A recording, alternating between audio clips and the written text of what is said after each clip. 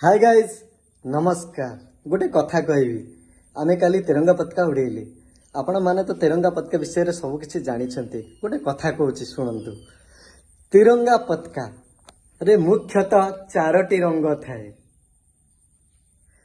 प्रथमे बा ऊपर भागरे नारंगी रंग हमको वार्ता देउची वीरत्वर वार्ता एवं त्यागर वार्ता।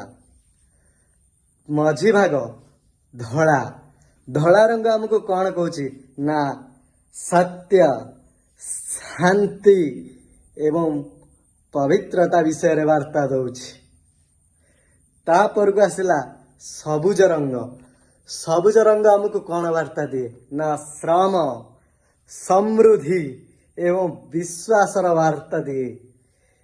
आउ गोटे रहा कौन ना चक्र होची गाढ़ नील से हमको कौन वार्ता दिए ना धर्म न्याय एवं प्रगतिर वार्ता दिए। ये हूँ आम तिरंगा पताकार वार्ता।